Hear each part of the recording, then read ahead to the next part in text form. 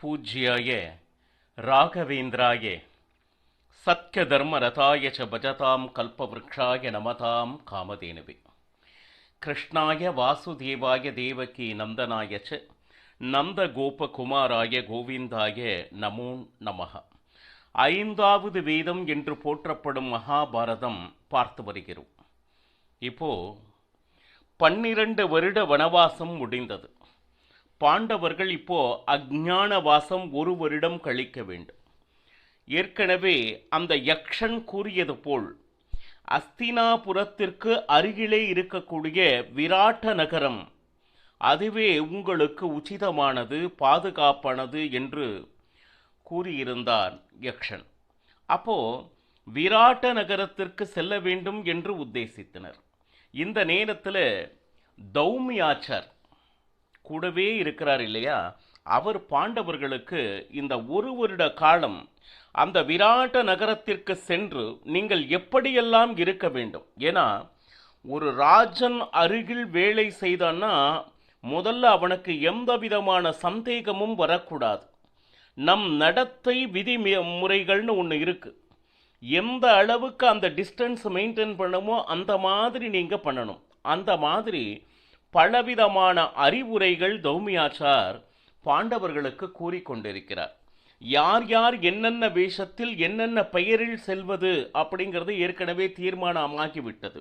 அவர் சொல்றார், நீங்க என்னதான் ராஜன் உங்களுக்கு அறிந்தவர்களாக இருந்தாலும் ஒரு ராஜனை பார்க்கணும் அப்படின்னா அந்த துவாரபாலகர்கிட்ட அனுமதி பெற்று அவன் அங்கு பொன்று ராஜனிடம் சொல்லி அந்த அனுமதி பெற்ற பின்பு போவது தான் முறை. இதையே எந்த காரணத்தை கொண்டும் விட்டுறாதீங்க. நம்பர் 1. அப்புறம் 2, என்னதான் இருந்தாலும் ராஜனுடைய பொருட்கள் அப்படின்னு இருக்கு. எதுவாக இருந்தாலும் யாரும் பார்க்கல, எந்த காரணத்தை கொண்டுட்டும் அதை தொடக்கூடாது. ராஜனுடைய வஸ்துக்கள் அது எதுவாக இருக்கட்டும், வஸ்திரமாக இருக்கட்டும், எதையும் அதன் மேலே அந்த நாட்டமே உங்களுக்கு வரக்கூடாது. 2. 3வது பாருங்க, ராஜன் கேட்காமல் எந்த உபதேசத்தையும் நீங்களாக தயவு செய்து செய்ய வேண்டும். இதையே பகவத்கீதையில கண்ணன் சொல்றான். நல்லது சொல்றேன் பேர் வழின்னு சொல்லிட்டு நீங்களாக ஒருவரை அமர வைத்து மணி நேரம் உபதேசம் செய்வது இன்னைக்கு பல இடத்துல வழக்கமா இருக்கு. தயவு செய்து அந்த காரியத்தை செய்ய வேண்டாம். எல்லாருக்கும் நல்லதும் தெரியும், கெட்டதும் தெரியும். யாராவது உங்களுக்கு இதுல என்ன செய்யணும் அப்படின்னு அந்த சந்தேகம் கேட்டா, இல்ல இந்த ஒரு விஷயம் சொல்லி கொடுங்கன்னு கேட்டா, அந்த ஒரு விஷயம் மட்டும் எவ்வளவு சொல்ல முடியுமோ சொல்லி நிறுத்திவிட வேண்டும். யாருக்கு எவ்வளவு வேணுமோ அவ்வளவு மட்டும்தான் இந்த உபதேசம் அப்படிங்கிறத சொல்ல வேண்டும். இது மகாபாரதம் எச்சரிக்கிறது. உங்களுக்கு நிறைய தெரிந்திருக்கலாம், ஆனால் யாரிடம் அதை சொல்வது, எவ்வளவு நேரம் சொல்வது, அவர்கள் அவசரமாக வேறு ஏதாவது வேலைக்கு கிளம்ப வேண்டி இருக்கலாம். அந்த நேரத்தில் உட்கார்ந்து கொண்டு நான் உங்களுக்கு உபதேசம் செய்கிறேன் என்று நீங்க நல்லதுதான் செய்கிறீங்க, ஆனால் அது அவர்கள் மனது ஏற்றுக்கொள்ளாது. எவ்வளவு வேண்டுமோ அவ்வளவு மட்டும், எவ்வளவு கேட்கிறாரோ அவ்வளவு மட்டும் உபதேசம் செய்க அப்படின்னு சொல்லிட்டு 3வதா சொல்றார். அடுத்து, கூடுமான வரை பேச்ச குறைங்க. நிறைய பேசும் பொழுது உங்களுடைய குற்றம் பளிச்சுன்னு வெளியே தெரியும். நம்மளுடைய பலவீனம் முக்கியமாக வெளிப்படுவதே நம்மளுடைய பேச்சினால்தான். எனக்கு இது தெரியும், அது தெரியும், அது தெரியும் அப்படின்னு சொல்லும்போது உங்களை அறியாமல் நீங்கள் யார் என்பதை அவர்களுக்கு பிரகடனப்படுத்தி கொண்டிருக்கிறீர்கள் என்று அர்த்தம். ஆனால் ஒருவன் மௌனமாக இருக்கும் பொழுது அவன் யார் அப்படின்னு சொல்லிட்டு அவ்வளவு எளிதில் யூகிக்க முடியாது. இவனுக்கு இந்த அறிவு உண்டா, அறிவு இல்லையா, எதுவுமே நம்மளால என்ன சொல்றது யூகிக்க முடியாது, மௌனமாக இருந்து விட்டார். அப்ப பேசும் பொழுது நிறைய தவறுகள் ஏற்படுவதற்கு வாய்ப்பு இருக்கு. அதனால கூடுமானவரை, அதுவும் நமக்கு எப்படின்னா, இந்த 1 வருட காலம் அந்த அஜ்ஞான வாசம் அப்படிங்கிறது எப்படின்னா, நாம் யார் என்பதை மற்ற எவரும் அறிய முடியாதபடி நாம் இருக்க வேண்டும். அப்படின்னா மௌனம் சிறந்த வழி அப்படின்னு பாருங்க. எந்த இவங்களா போய் உபதேசம் அப்படிலாம் இல்லை. ஆனால் பகவானாக பார்த்து அந்த பக்தர்களுக்கு எந்த விதமான நேரத்தில் எவ்வளவு உபதேசம் செய்ய வேண்டுமோ அந்த மாதிரி ஆச்சாரிய பெருமக்களை அனுப்பி பாண்டவர்களுக்கு எவ்வளவு ஒரு அனுகிரகம் செய்து கொண்டிருக்கிறார். அதுதான் நாம் இறைவன் மேல அந்த பக்தியே அத்தியந்த பக்தி வச்சுட்டோம்னா நமக்கு என்னென்ன கஷ்ட காலங்களில் யாரோ ஒருவர் மூலமாக இந்த வழி சிறந்தது அப்படின்னு சொல்வதற்கும் இதில் போகாத அப்படிங்கிறதுக்கும் சரியான நேரத்தில் நமக்கு யார் மூலமாகவாவது உபதேசம் கிடைக்கும். தெய்வம் மனுஷ ரூபானாம், யார் மூலமாக வருகின்ற வார்த்தைகள் நம்மளுடைய மனதிற்கு மிகப்பெரிய என்ன சொல்லுது பலமாக இருக்க போகிறது, அது நமக்கு தெரியாது. சரி, அது மட்டுமா மேலும் என்னென்ன சொல்றாரு அப்படின்னு கேட்டீங்கன்னா,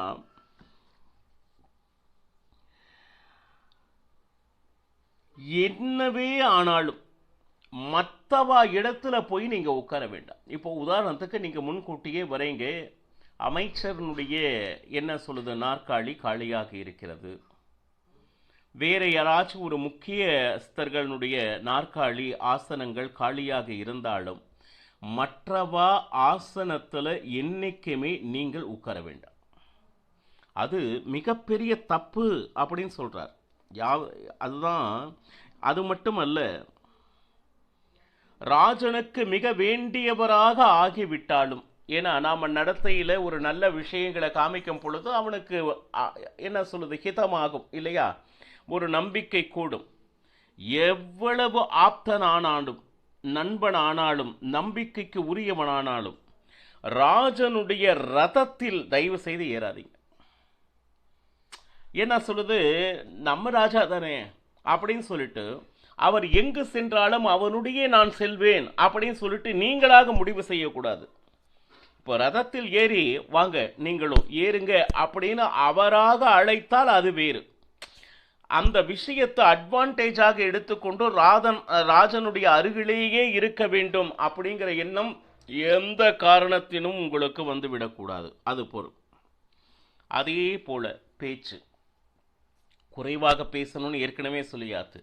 ஆனா அந்த பேச்சில் எந்த காரணத்தை கொண்டும் கெட்ட பாவனை, ராஜனை மீறிய அப்படிங்கிற எந்த ஒரு விஷயமும் வந்து விடாமல் பார்க்க வேண்டும். ராஜன் அருகில் நாம் நடப்பது அப்படிங்கிற பாம்பின் அருகில் இருந்து கொண்டு இருப்பது என்று நினைத்து எந்த நேரத்தில் அது அவன் அபாயமாக மாறுவான் அப்படின்னு நம்மளால கண்டிப்பா யூகிக்க முடியாது. அதனால கூடுமான வரை அந்த தூரமே இருந்து கொண்டு இருப்பது அப்படிங்கிறது என்றைக்குமே உச்சிதம் அப்படின்னு சொல்லிட்டு அது ஒரு டிஸ்டன்ஸ் மெயின்டைன் பண்ணுங்க அப்படின்னு சொல்றாங்கல்ல. என்னதான் உறவுகள் ரொம்ப என்ன சொல்றது பக்கமா இருந்தாலும் ரொம்ப ரொம்ப ரொம்ப ரொம்ப அதிகமா அவர்களோடையே இருப்பது தவறு அப்படிங்கிறது இது நமக்கு பாருங்க. அதே மாதிரி அந்தப்புறம் அப்படின்னு சொல்லிட்டு ஒன்று இருக்கு. அந்த இடத்தில் அவ்வளவு எளிதில்லாம் நீங்களா பிரவேசம் கண்டிப்பாக செய்யவே கூடாது. ஏன்னா அங்க இருக்கக்கூடிய அத்தனை பேருக்கும் கௌரவம் கொடுக்க வேண்டும். எனக்கு ராஜனே எனக்கு தெரிஞ்சவன், இந்த அரண்மனையில் நான் எங்கு வேணாலும் சுதந்திரமாக செல்லலாம் அப்படிங்கிற ஒரு முடிவை நீங்களா எடுத்துடக்கூடாது. புரியுதுங்களா? அதுவும் அந்தப்புறம் அப்படிங்கிறது பெண்கள் இருக்கக்கூடிய இடம். அங்கே நம்ம இந்த மாதிரி என்ன சொல்லுது அனுமதி இல்லாமல்லாம் என்றைக்குமே செல்லக்கூடிய வேலையை வைத்து கொள்ளாதீர்கள். ரைட். அதே போல ஜனங்களிடமும் நீ ராஜனிடம் மட்டுமல்ல ஜனங்களிடமும் எப்பவுமே ஒரு டிஸ்டன்ஸ், ஒரு தள்ளியே நடந்து கொள். ஏன்னா நீ பக்கத்தில் அவர் கூட பழக பழக நிச்சயமாக அவர்களுக்கு ஒருவேளை சந்தேகம் வரும். ஒருவனுக்கு சந்தேகமானால் அவன் மற்றவர்களுக்கு சொல்ல அப்படியே காது பட பட அஸ்தினாபுரம் வரை செல்வதற்கு நிறைய வாய்ப்புகள் இருக்கு. பாருங்க, தன்னுடைய வேஷத்தை தரிக்க வேண்டும், அந்த வேஷத்திற்கு தகுந்த மாதிரி நம்மளுடைய நடத்தை இருக்க வேண்டும், அந்த வார்த்தையில் மௌனம் காக்க வேண்டும். அதீத நட்பினை ராஜனிடத்தும் சரி அந்த ஜனங்களிடத்திலும் கொள்ளக்கூடாது. பாருங்க, கொஞ்சம் நினைச்சு பாருங்க. அவர் என்ன சொல்றாருன்னா, ராஜா என்பவன் நெருப்பு போல தூரத்திலேயே இருந்து கொள், எல்லை மீறி என்றும் பேசாதே. எப்பவுமே ராஜனுடைய கௌரவத்திற்கு குந்தகம் வரும் பொழுது என்றுமே நீ அந்த மாதிரி பேசுதல் கூடாது. அவனுடைய மனதை காயப்படுத்தும்படி எந்த வார்த்தையும் உன் நாவில் வரக்கூடாது. இப்போ ராஜன் ஒரு தவறே செய்தாலும் அதை நாம் எடுத்து சொல்லும் நிலையில் இல்லை. உதாரணத்துக்கு ஒரு பூ, அதுல எந்த விதமான வாசனையும் இல்லை. ஆனா ஒரு ராஜன் அந்த பூவை பார்த்து இவ்வளவு அழகா இருக்கு இல்லையா அப்படின்னா, ஆம் அரசேன்னு சொல்லணும். உங்களுக்கு அந்த பூ பிடிக்கலைனாலும் பரவாயில்ல, ராஜனுக்கு பிடித்திருக்கிறது, ஏதோ ஒரு காரணத்தில் அவருக்கு பிடித்திருக்கலாம். ஆனால் ராஜனுடைய முடிவுக்கு மாறான வார்த்தையை நீங்கள் என்றும் உபயோகிக்காதீர்கள். அப்ப என்னாச்சு, ராஜனுடைய மனதில் உங்களது தவறான பிம்பம் அப்படிங்கிறத ஒரு விஷயம் நிச்சயமாக பதிய ஆரம்பிக்கும். நாம இருக்கிறது ஒரு வருட காலம். அந்த ஒரு வருட காலத்தில் நம் நடத்தை வேஷம் அல்ல, நம்மளுடைய வார்த்தைகளில் மிக மிக மிக கவனமாக இருக்க வேண்டும். அது என்ன, அதுதான் ரொம்ப முக்கியம். அப்படின்னு எந்த காரணத்தை கொண்டும் ராஜன் அருகில் போய் நான் அமர வேண்டும் அப்படின்னு தயவு செய்து நினைக்காதீங்க. நீங்க பக்கம் போக போக உங்களுடைய நிறை குறைகள் மிக அதிகமாக தெரிய ஆரம்பிக்கும். பாருங்க, எப்பவுமே தள்ளி இருந்தால் அந்த கௌரவம் பல நாட்களுக்கு நீடிக்கும். அருகில் வர வர ஏன் ரொம்ப சீக்கிரம் மற்றவர்களை பிடிக்காமல் போகிறதுன்னா, பக்கத்தில் இருக்கிறச்ச அவளுடைய குறைகள் நமக்கு தெரிய ஆரம்பிச்சிடும். இவங்க எதுல ஸ்ட்ராங், எதுல வீக், எப்பப்போ கோபம் வரும், எந்தெந்த தடிமனான வார்த்தைகளை உபயோகிப்பார்கள். அப்ப என்ன ஆச்சு அப்படின்னு கேட்டீங்கன்னா, ரொம்ப சீக்கிரம் அவரிடம் வெறுப்பை சம்பாதிக்க நேரிடும். நீங்க தள்ளியே இருந்து அதிகமாக பேசாமல் இருந்து மௌனமாக இருந்தீர்களேயானால் அந்த உறவானது மிக மிக அதிக காலத்திற்கு நீடிக்கும். இந்த ரகசியத்தை தௌமியாச்சார் சொல்றார். அது மட்டும் இல்ல, ராஜன் சில செயல்கள் செய்வது உங்களுக்கு பிடிக்கவில்லையானாலும் நீங்கள் மௌனமாக இருங்க. ஆனால் அந்த ராஜனுக்கு உரிய கௌரவத்தை நீங்கள் கொடுத்தே ஆக வேண்டும்.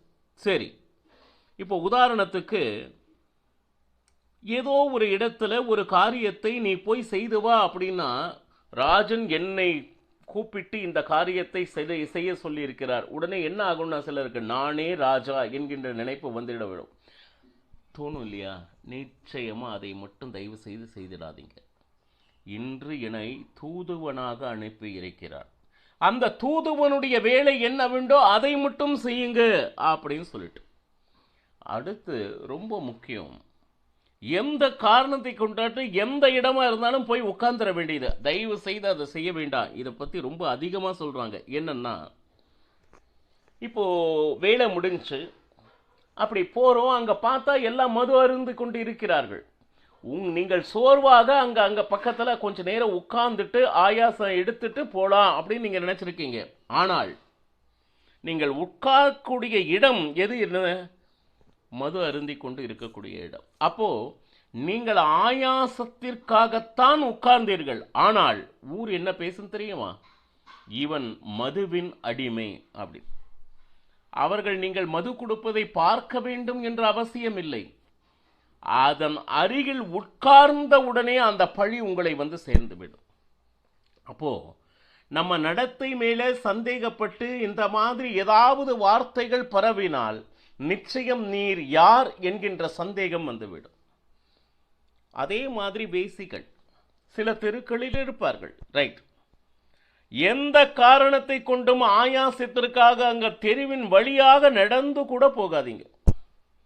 நடந்து போகும்போது ஆயாசத்துல சும்மா ஒரு இடத்துல உட்காருவேள், ஒரு 2 நிமிடம் ஓய்வுக்காக. ஆனால் இவர் தினசரி அந்த வேசிகள் வீட்டிற்கு சென்று வருகிறார் அப்படின்னு சொல்லிடுவாங்க. யார் அது அப்படின்னா, இவரா? ஏன்னா ஒரு ராஜாங்கத்தில் பணிபுரிபவருக்கு ஒரு கௌரவம் இருக்கு. நம்மளுடைய நடத்தை எல்லாமே எப்படி இருக்கணும்னா, ராஜனுக்கு கௌரவம் தேடி தருவதாக இருக்க வேண்டும்.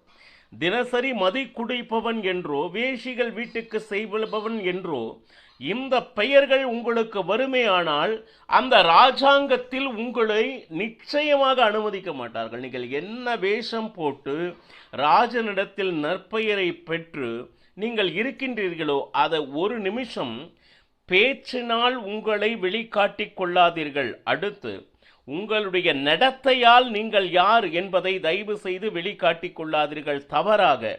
அப்படி ஒருவேளை வெளிப்படுத்தினா நீங்கள் யார் என்ற ரகசியம் ரொம்ப சீக்கிரம் வெளியே வந்துடும். அப்ப என்னாச்சு? வார்த்தையில் கவனம் தேவை, உங்கள் நடத்தையில் கவனம் தேவை. அதே போல ராஜன் எது சொல்கிறானோ அதுவே சரி, அவருக்கு கொடுக்க வேண்டிய கௌரவத்தை நீங்கள் கொடுங்கள் அப்படின்னு சொல்லிட்டு அற்புதமான உபதேசங்களை தௌமியாச்சார் கூறிக்கொண்டு இருக்கிறார். மேலும் அவை என்ன என்ன என்பதனை நாளையும் பருகலாம். சர்வம் ஸ்ரீ கிருஷ்ணார்ப்பணமஸ்து. ஹரே ஸ்ரீனிவாசா.